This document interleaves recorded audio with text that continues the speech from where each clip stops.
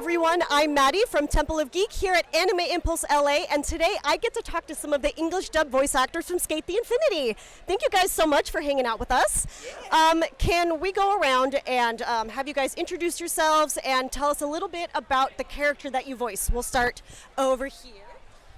Hi, I'm Howard Wang. I voice Longa, everybody's favorite snow boy, and yeah, he's a very special character to me because I relate to him a lot, and he's just super fun to play, and yeah.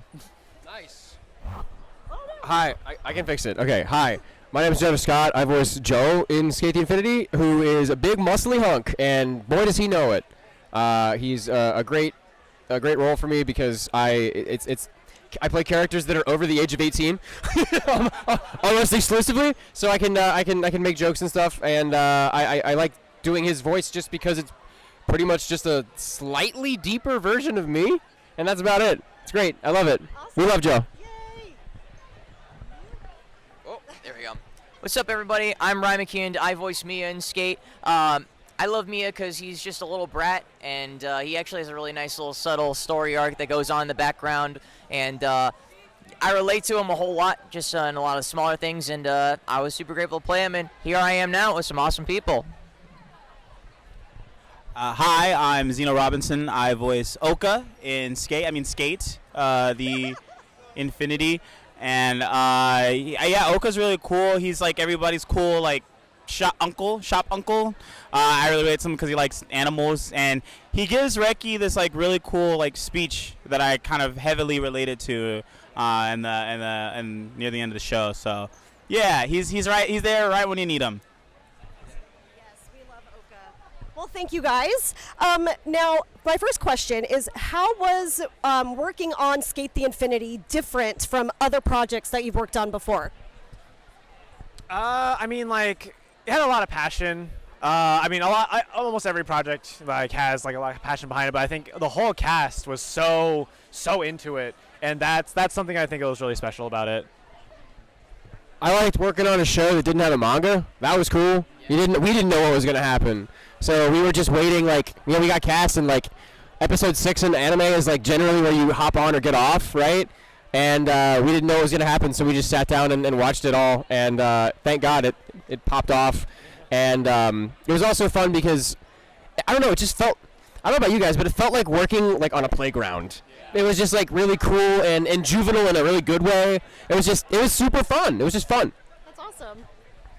Yeah, I'll second what Jonah said. Like, working on a show that didn't have a manga and kind of just experiencing where this journey was going to take us was probably the best part.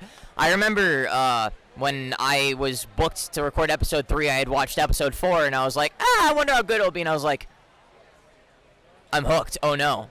And, yeah, like, also just having a really passionate cast and crew working on it, and just making the show so much more fun to work on because everybody was putting their best foot forward and then some.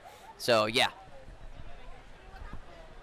For me, like, I'm usually used to kind of playing like the goofy side characters and kind of these kinds of things when it comes to like a supporting role. It was my first time like playing like a kind of a fatherly, unclely role. So that was like a bit of a challenge to wrap my head around at first, I think. So I think that's a little bit, especially at that time, I wasn't doing a ton of anime, so it was like I think I was still kind of finding my footing and where I belong. So I was like, are you guys sure? Like, you guys want me? Like, I don't know, but it worked out, I think. So that's for me, I think, the difference. Yeah, very cool. All right, sorry, it's getting all tangled up here. So now we have news of a second season and an OVA, and we're super excited about it. But what was your reaction when you heard the news that we're getting season 2 and the OVA? I was just excited that they announced it like relatively soon. Like, it's happening quicker, and like we don't have to wait a million years for it to finally happen. So yeah, I'm just excited to see it sooner rather than later. Yeah, and anime timelines, like, generally we have to wait 2 or 3 years before you get like news of a second season. And I guess based on the popularity of this show, both in the United States and in Japan, they were just like, we gotta go for it. The second season was, I didn't expect it, honestly, because usually you let that kind of thing boil down, you let it sit and let it simmer for a bit before you figure out what you're gonna do. But I mean, if they announce the second season, that means it's already been worked on, for a period of time. But yeah, it was super exciting. I love. Let's be Joe again. It's great. Yeah, definitely. I guess my initial reaction was literally just to scream, because I was so excited. I was just like, ah! And then immediately post on Twitter, like, Sk8 Season 2, and people were like, liar, where's the proof? And I was like, yeah, no, legit. And I was just like, I DM'd everybody. But like Jonah said, like, definitely we didn't want to get our hopes up after the first season ended, especially because, like, we don't want to have, like, another Oron Season 2 when situation where it's like, oh, yeah, there's going to be a second season, right? Right? And not get it. But the fact, like Howard said, that we got it so soon, and we got both the OVA confirmed and Season 2 confirmed on the same day is, like, a blessing and a half. That was so insane. But I can only hope for Johnny Tsunami but snowboarding. So that's got to be it. Longa teaches the boys how to snowboard, but a boy can dream. I think I was the only one who was like, this took longer than I thought to get announced. I was like, I thought they were immediately going to be like, oh, this was popular, Season 2 on the way. And so I was always like at cons like, I don't know, I think so. I feel like it should happen. And when it did, I was like, oh, finally, maybe my dreams of Oka Gaiden will happen. And Oka is secretly a really pro skater, and he hurt himself. And that's why he runs the skate shop, like cool backstory, and so like Rai said, a boy can dream. That's what I'm hoping. Absolutely amazing. So you guys have already written Season 2 clearly in your heads. You guys already know what you want. Secret's out. Yes, absolutely. I love that so much. Yes, I will say that my response was I cried. Super excited. I woke up to 15 messages from my friends. Maddie, you need to look at Twitter. You need to check this out. So, oh yeah, it was all over the place. So super exciting. Now, kind of a silly question. How would your character describe their idea of a perfect first date? We just go get some Timmies, and then we go watch the Hosers. I don't know. And we just close it off with some poutine. I think Joe's ideal first date involves him not having to cook. I think somebody else should cook for him. He should be the one to be wined and dined. Get on it, Cherry. All right. Learn a recipe or two. Yeah, Joe needs to have his chef moment later down the line. Yeah. Well, first, Mia's 12. Yes, that's fair. So, he should not be dating. But yeah, Disneyland, Disney Legoland, like arcade, like Skatelands or whatever. But if we were to age Mia up, I feel like an arcade trip would be pretty accurate. Oka's a modest man, Him and the the girlie go to get some cheese fries, relatively cheap. You know what I'm saying? Fill it out a little bit. He's got a little animal to take care of at home. He can bring Sketchy along. I feel like he'd be bowling. Yeah, he's like a uncle. He's like, I'm not trying to do all that. Like, open up a nice little wrinkled button-up shirt, and she goes half with him on the bill. He's like, wow, she's really thoughtful and considerate. Like, I like this. Doesn't expect me to do everything because I can't. I have 2 sons to raise, so. Yeah, right. If he can introduce her to Reki and Longa, then he'll know that she's the one. Yeah.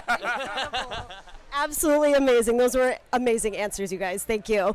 So, final question: if you could switch characters in Sk8 and voice anyone else, who would you choose and why? I'm so happy with the one I have, and I'm so happy with everybody in the place that they are. I'm gonna say the Yeti on Longa's board. Cool. Amazing. What would that sound like? I love it. Nice little Wookiee impression. I love it. A little Wookiee action. Yeah, a little Wookiee Chewie action. I feel like I should. I auditioned for Cherry, and I think that was about it. Yeah, it was just Cherry and Joe. So. There is a Cherry audition sitting on my desktop somewhere that will never be heard, but that would be neat to explore. Me and Damon swapping roles. Yes.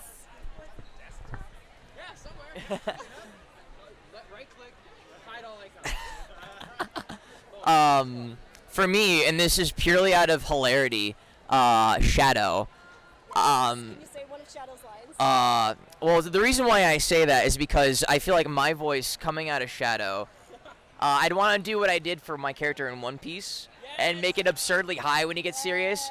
So he's really nice. He's just like, oh, what's up, Manager-san? And he's just like, I'm 20 or something like that, just out of pure hilarity. Because again, like Howard, I'm very content with getting Mia, and I really couldn't be anywhere else. But I think Shadow, just for the giggles. I don't know. I kind of like Oka. But I guess I mean, since I said the monologue to Reki, maybe Reki to be on the other side of what that feels like, because I feel like I've been in that position before, where it's like, I love this thing, why doesn't it love me back? You know? And I think that would be a cool, just specifically to play that moment. Like, I would be like, Matt, can you just let me step in for this one scene? And then you can have your die back. Like, hey, Yeah. Step off. Yeah. Yeah, probably, yeah. Well, thank you guys so much for taking the time to chat with me a little bit about Sk8. Can you tell our audience where they can find you, like on social media and stuff? Oh yeah. Yeah, on everything, I'm at the Howard Wang.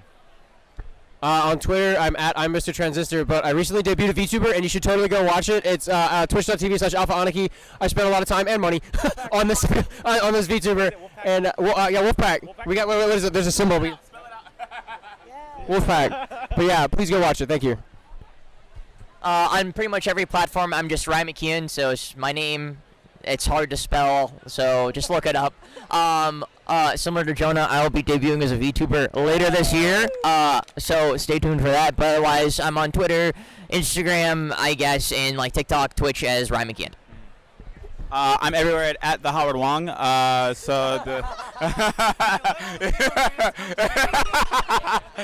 Everywhere at Childish Gamzino. Sometimes there's an underscore in between Childish and Gamzino.